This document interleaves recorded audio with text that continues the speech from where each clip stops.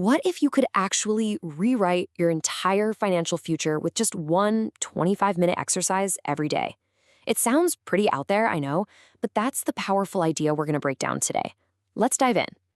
So the source we're looking at kicks things off with this really shocking statement. It's designed to grab you.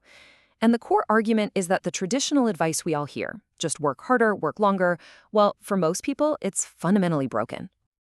Okay, so if the old way doesn't work, what's the alternative? The source we're examining claims the solution isn't something external, like a new job or a stock tip. No, it's an internal shift, a very specific mental ritual.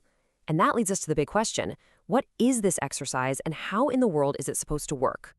Before we can get to the cure, we have to understand the diagnosis. And the source frames financial struggle not as bad luck or, a personal failing, but as a kind of internal software it actually calls the poverty virus. The core idea here is that all those external things, your job, the state of the economy, they're actually secondary. The real obstacle, according to this philosophy, is a deeply ingrained, subconscious poverty program that's running your financial life in the background, no matter how hard you're trying on the outside. So how does this program even operate? Well, it's through something the source calls taking score. And it's super simple. It's just the act of looking at your current reality, checking the bank account, staring at the bills, and feeling that sense of anxiety or lack that comes with it. And in doing that, you're unknowingly just reinforcing that very state of lack. And this creates a total trap, right? When you take score and you feel that lack, you're basically sending out this signal that defines your reality. The source argues that the universe then just reflects that signal right back at you, creating this vicious feedback loop that keeps you stuck. So if reacting to your current reality is the problem, what on earth is the solution? It requires a pretty fundamental mental shift, a technique the source calls thinking from the end. This one sentence, this is the absolute heart of the entire technique. It completely flips the usual process on its head. Instead of waiting for outside proof to feel wealthy, the idea is that you have to generate the feeling of wealth first. You make the feeling the cause, not the effect. And this really highlights that crucial distinction. Thinking of wealth always keeps it at a distance, right? It's something you're chasing. I want wealth.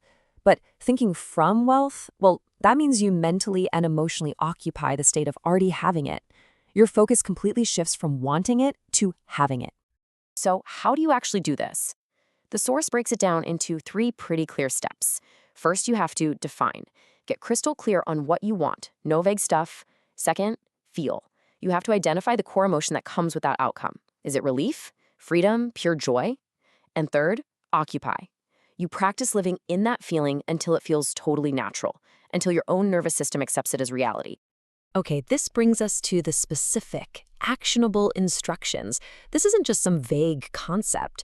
It's all packaged as a 25-minute daily assignment. It's designed to put that thinking from the end technique into actual practice. The protocol is very specific. You do this for 25 minutes, every single day, for 21 days straight. Now, why 21 days? The idea is rooted in that concept that it takes about that long to overwrite an old habit, or in this case, the old poverty program, and install this new wealth blueprint at a really deep subconscious level. The ritual starts with just 5 minutes of meditation, and the only purpose of this first part is to quiet your conscious mind.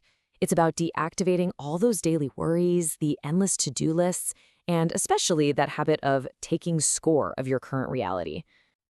The next 15 minutes, this is the core of the whole practice. The source calls it mental participation. And listen, it's not just visualizing or daydreaming. It's about mentally acting as if. You're walking through your day in your imagination as the wealthy version of yourself. How do you talk? How do you make decisions? What does it feel like? And the ritual wraps up with 5 minutes right before you fall asleep. The goal here is just to soak in the feeling of being perfectly satisfied. The whole idea is to plant the seed of completion and satisfaction directly into your subconscious mind, right when it's most receptive, during that transition into sleep. So you see this deliberate 3-part structure, right? It's designed to first quiet the conscious mind's resistance, then actively rehearse a new way of being, and finally program that new state into the subconscious. It's really a full-spectrum approach to mental reprogramming. But you might be wondering, why is all this mental work supposed to have any real-world effect? Well, that brings us to the underlying belief system that powers this whole thing, a concept the source calls the birthright philosophy. This quote, it really encapsulates the entire worldview here. It reframes wealth not as something you have to go out and earn or deserve or get lucky to receive, but as your natural state, something that you've simply been conditioned out of. It's a return to something that is already inherently yours. And this brings us to one last key idea.